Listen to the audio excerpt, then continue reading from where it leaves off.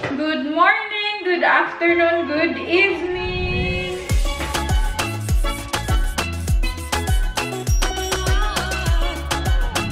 Today is Tuesday at 11:30 na. Ang bilis ng oras. Uy, maaga naman akong gumising. Meron lang kaming mga kinailangang gawin ng aking kapatid para sa kanyang appointment. Tapos, naglaba ako and then nagtupi. Kinalaunan, 11 na. Hindi ko alam kung saan pumunta yung oras. Ang dami kong kailangang gawin ngayon. Pero, kakain muna ako ng aking breakfast. Brunch pala. Saka ako maglilinis. Kahapon kasi hindi ako nakapaglinis dito sa bahay dahil marami akong in-edit ba. Dapat makapaglinis ako ngayon sa aming bathroom and then makapag-change beddings ako. After that, makapagsimula na ako doon sa magiging kwarto ng aking kapatid kasi atat na akong matapos yun. Mabilis lang naman siguro yun. Kailangan ko lang magpunas muna doon sa mga nakatambak doon. Saka ko siya ilalabas. Magpintura, maglagay ng carpet. Hindi namin siya ipapakit or ita-tiles. Carpet lang para mas madali. Ito pala yung aking lulutuin. Luto naman na to, pwede na itong makain as in. Kinakatawag nito sa sausage na to. Meron akong dalawang itlog, isa-sunny side up ko to. Before ako maglilinis, kailangan ko magluto ng babaunin nito bukas. Yan lang uunahin ko para sure talaga na merong baon si Nico bukas.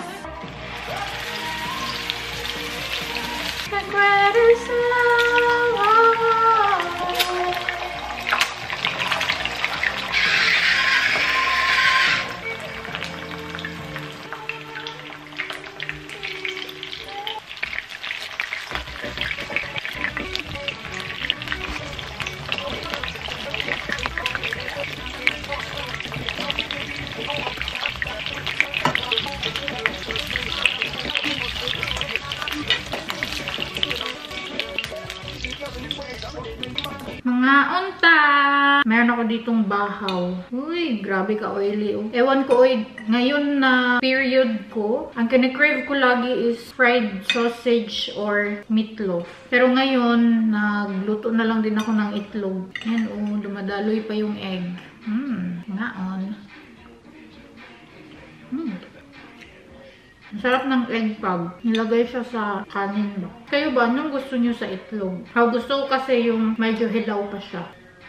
Kailangan ko magmadali para makapagluto ako kaagad ng food para kay Nico. I think ang lulutuin ko ngayon munggo.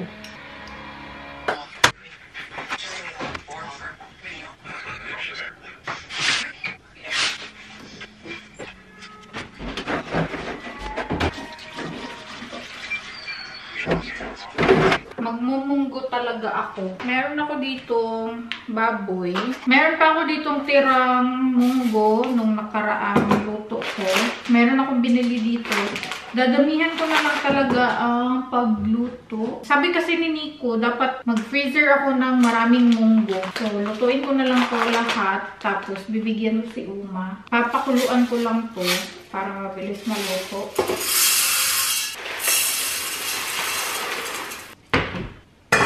Masarap kasi yung munggo ko na merong kalabasa, tapos merong sitaw.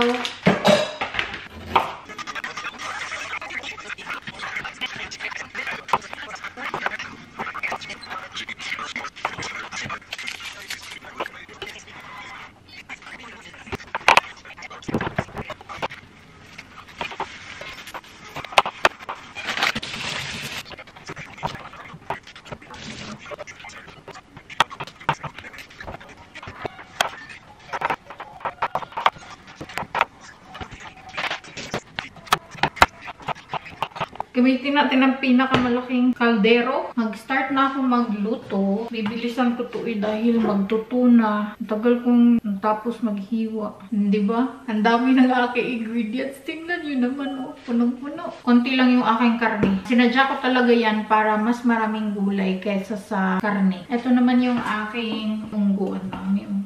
Gisahin ko lang muna ang ng sibuyas at saka bawang. Alam nyo, ngayon ko lang naalala, nakalimutan ko palang pabaunan si Nico ng saging. Kahapon din nakalimutan ko, pero meron pa rin siyang fruits. Tinawagan pala ko kanina ni Bianan dahil in-invite niya ako manood ng sine bukas kasama si Uma. So, dapat yung mga tatrabahuin ko ngayon matapos siya ngayong araw. Anyway, lagay ko na ang bawang.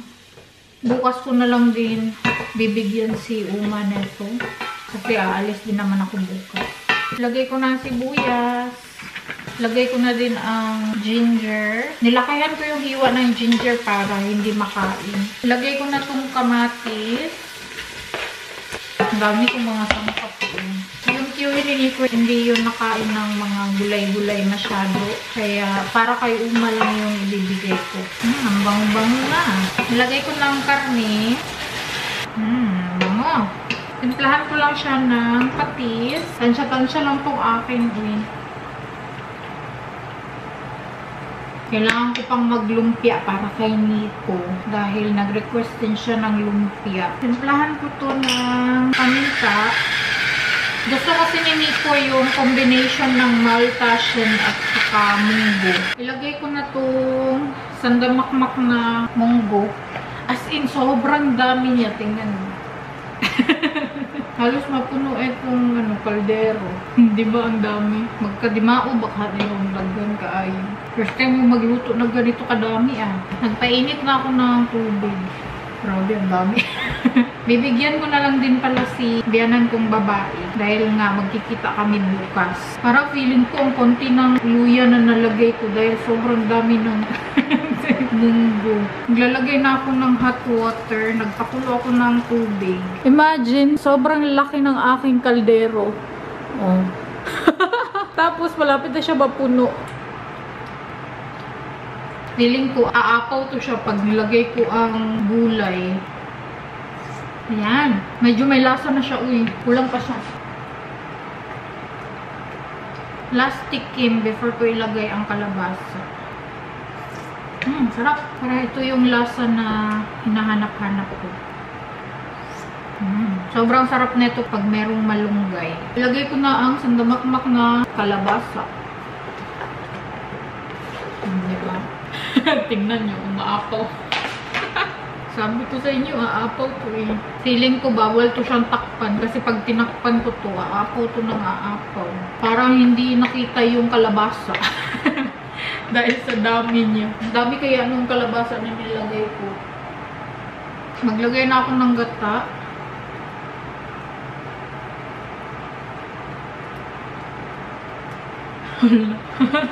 Lagay ko na to sili. Isa lang yung ilalagay ko dahil si Uma hindi siya ganun ka-fan ng maanghang na pagkain. Hello, opo na talaga siya pag nilagay ko. Bakit ako natatawa sa ginagawa ko eh? Papakuluin ko lang to. Saka ko ilagay ang ibang gulay. Ilagay ko na lang din tong sitaw.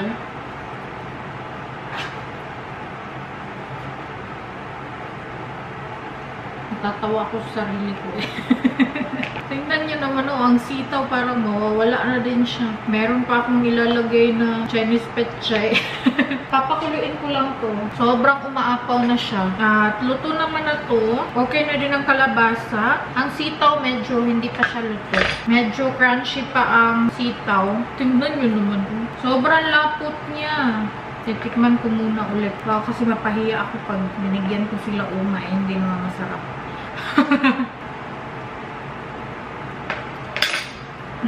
Kahit pa paano masarap naman siya. Ilagay ko na ang Chinese petchay na sandamakmak din. Parang pang isang buwan ata itong ulam ah. Diba? Takpan. Punas-punas, saka umalis. Kasi kailangan ko pang mag-change ng aming beddings. O, diba? Sobrang kalat. Hindi ko yan siya in-arrange kanina dahil gusto ko sana na after kong maligo, tanggalin siya kaagad. Nakalimutan ko. Ngayon ko na lang siya gagawin. Parang dinadalaw na naman ako ng katamaran mo eh.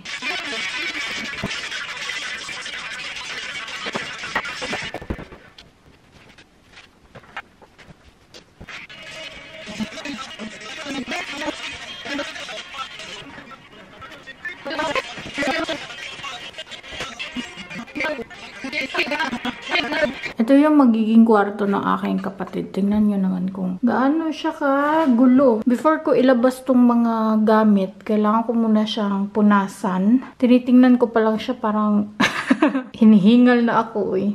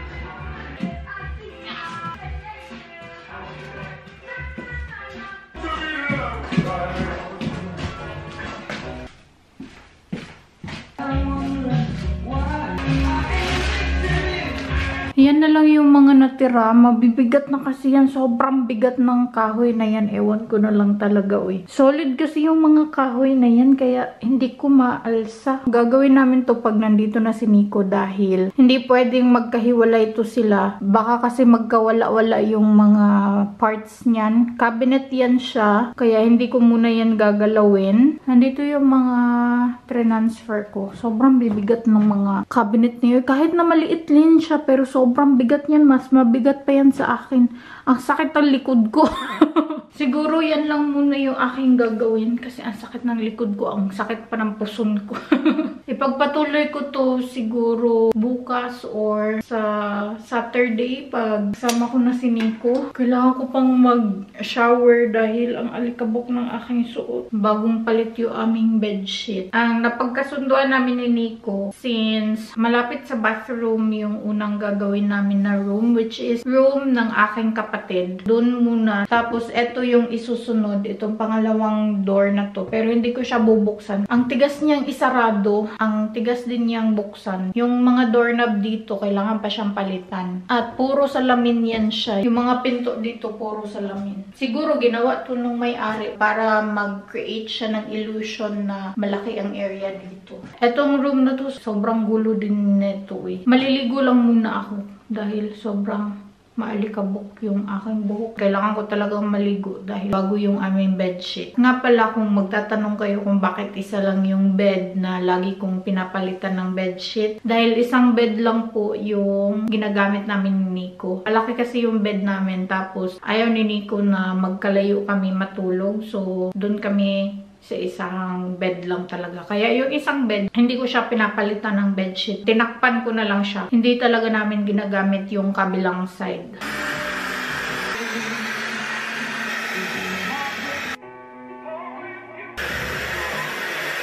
Wow! Ein Riesentopf Mundgebunden. Ja, das ist so. Mungkubunan. Feel mungkubunan ko, masugsak. Ja, stimmt. Ja! Aber das muss ich zuerst probieren, bevor ich das hier Eine gute Idee.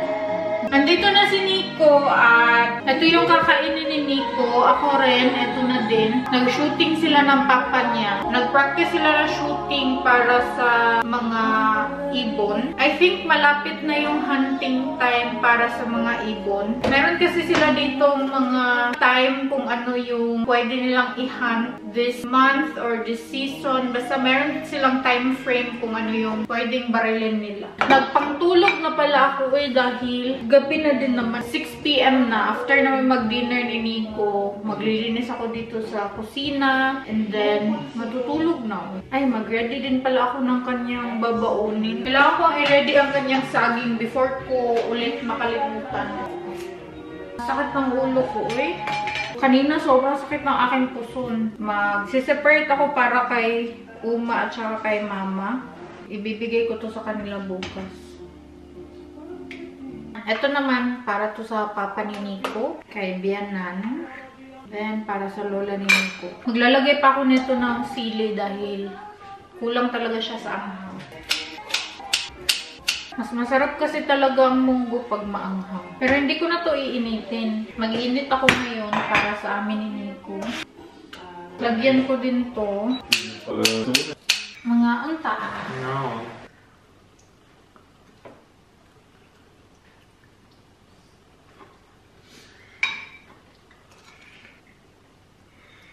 Bohnen mag ich nicht, weil es nicht so weich ist. Wenn du das halt aufwärmst, mein Schatz, dann musst du wirklich mit dem Topf kochen lassen. Ja, das habe ich auch mit dieser Linsensuppe gemacht. Du magst auch den Bohnen nicht, gell? Ja. Du kannst meins auch haben. Namika. Ah ja, gut, das kocht meines. Sehr gut. Soll ich die Spülmaschine ausräumen? Ja, bitte. Lulutuan ko muna si Nico ng Maultaschen. Saka ako mag-ready. Ito yun. Close na natin to. Yung isang serving si Nico is 3 sandok. Ayan. Ito lang yung baon niya bukas. Tapos, nilalagay niya to dito. Ganito na lang talaga yung aking paglagyan. I-double ko na lang siya para sure ba na hindi mabutas. No? Wala, kunti lang din pala to. I really thought madami yung aking mapoportion.